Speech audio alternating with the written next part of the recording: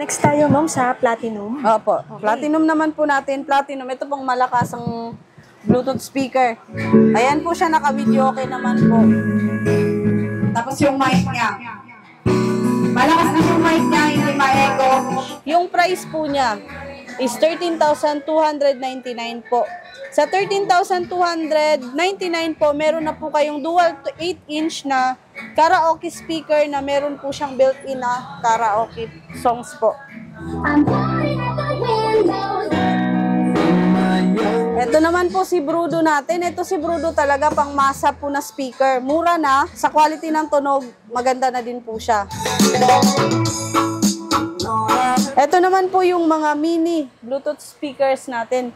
Ito di rin to pauli kahit na maliit lang po siya. Malakas po yung mic niya. Hindi tulad ng ibang speaker na pagdating sa mic, maliit na yung speaker, mahina pa yung mic.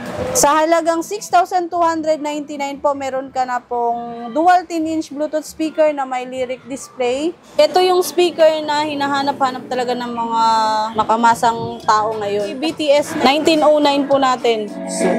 The best music mix.